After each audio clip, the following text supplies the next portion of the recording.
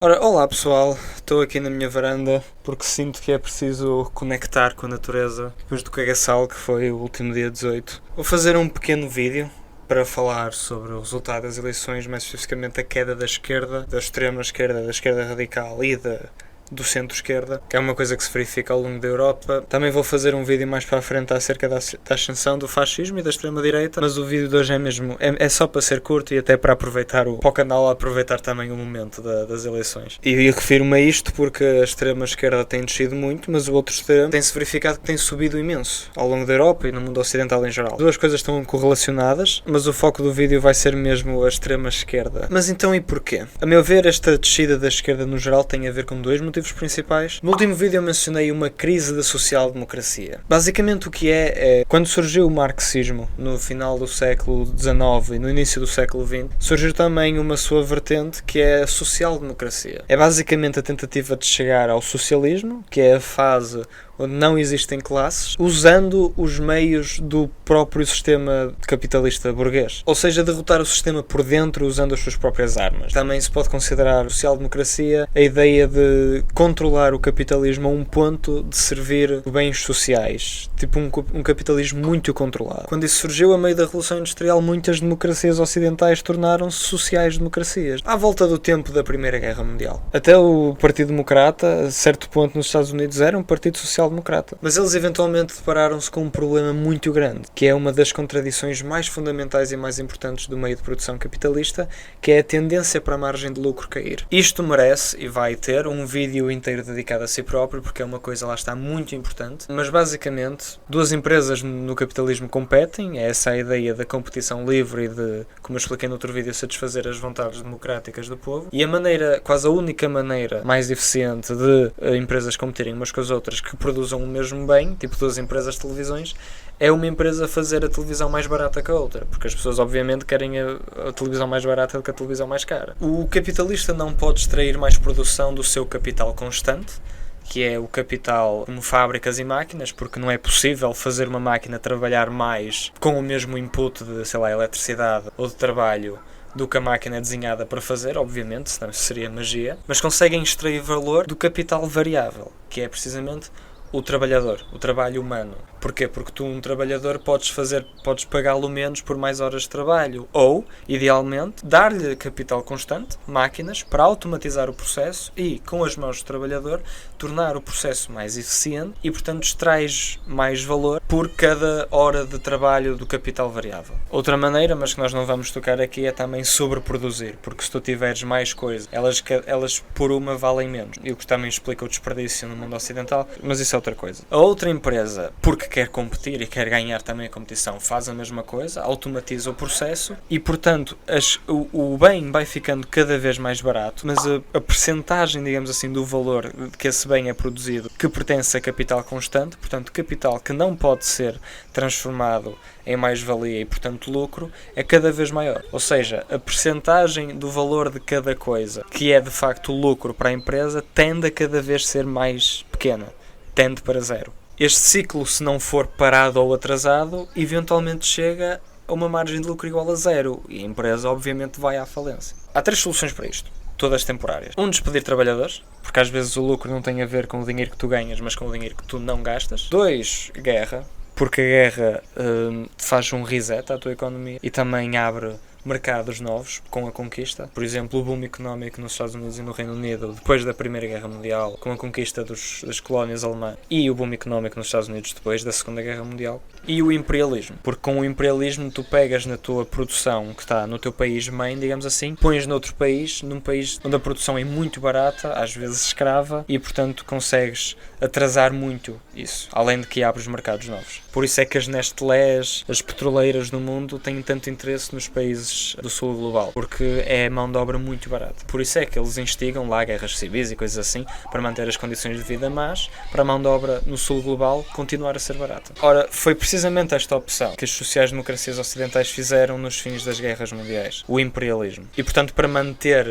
os gastos do Estado em bens sociais, como o Serviço Nacional de Saúde, transportes públicos, etc., direitos dos trabalhadores, eles exportaram a produção para as colónias. No entanto, por volta da década de 70, a margem de lucro estava a voltar a ser haver um problema, que o capitalismo estava a tender para essa altura, como é normal, e as colónias estavam a começar a declarar a independência. Algumas colónias mais particulares do Oriente Médio, zangadas com as potências imperialistas, começaram até um embargo de petróleo, o que causou também uma grande crise de petróleo nessa década. Tem então os partidos sociais-democratas da altura, o Labour do Reino Unido, a SPD na Alemanha, ou o Labour das colónias do Reino Unido, tinham origens no sindicalismo, tinham origem na luta de classes. Foram até originalmente formados por conjuntos de sindicatos que queriam representação na política nacional. No entanto, precisamente por querer conjugar essa ideia do capitalismo com o socialismo, partidos de esquerda que estavam no poder obviamente acabavam por ser sujeitos às mesmas leis capitalistas que regem os países liberais. Portanto, quando essa crise começou, havia uma grande necessidade de aumentar a margem de lucro outra vez.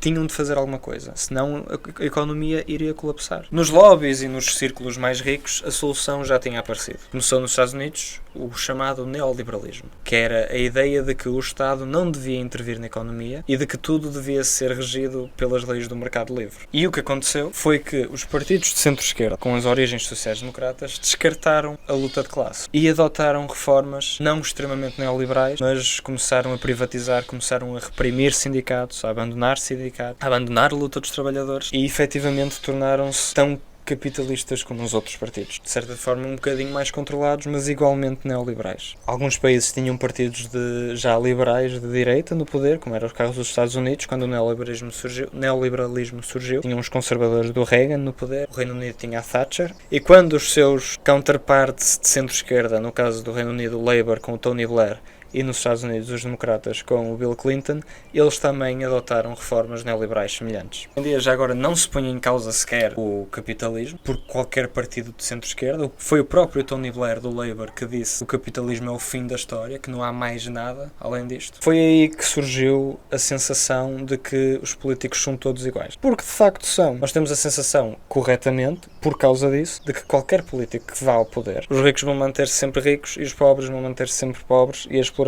vai continuar. Foi com o neoliberalismo que partidos como o PS, que também são neoliberais, embora tenham um neoliberalismo light, e a sensação de incompetência do centro-esquerda vem daí. Vem de uma ideia que é fraudulenta no seu fundamental. E agora, o PS está a sofrer precisamente por causa de abandonar a luta de classes e tentar conjugar o inconjugável. Os partidos de centro-esquerda, ao querer ter o carisma da luta de classes, mas mantendo o sistema neoliberal, exacerbam as diferenças sociais, o que causa dificuldades na vida, o que causa descontentamento social e o que avança à exploração. O que nos leva ao segundo motivo do qual a esquerda desceu tanto, e agora refiro mais à extrema esquerda. A contestação social, a luta social, foi completamente sequestrada pela extrema-direita.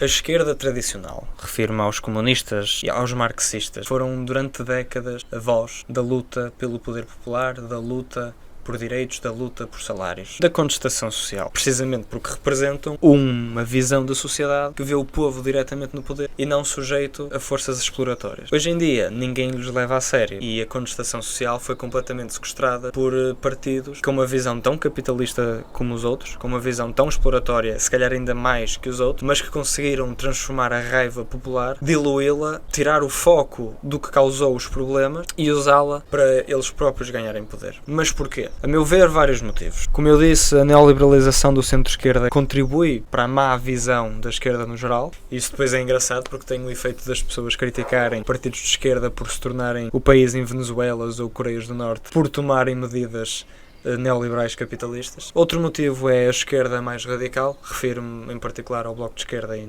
ao LIVRE, por exemplo. Começou a falar quase exclusivamente de temas sociais e não de problemas mais materiais concretos da vida das pessoas. Muitos temas sociais desses que são quase única e exclusivamente incitados por visões reacionárias burguesas, como o racismo, a homofobia, a opressão contra as mulheres. Calma, eu sei que eu disse isto, mas com isto eu não quero dizer que isso não são lutas que não valham a pena lutar. São lutas que são necessárias ter, lutas que se valem obviamente a pena lutar e avançar. O que eu quero dizer é, essas lutas têm no seu fundamental, ou pelo menos são muito catalisadas pelo facto de nós vivermos numa democracia burguesa. Existe uma classe que tem interesse que nós andemos às cabeçadas uns com os outros por diferenças mínimas de ser humano para ser humano, em vez de virarmos todos contra os que nos exploram, os que nos fazem a vida má. Sim, É a realidade que muitos países socialistas tiveram alguns retrocessos sociais, mas também é verdade que os primeiros avanços sociais, particularmente no direito das mulheres, foi feito em países socialistas. A União Soviética foi o primeiro país a legalizar o aborto,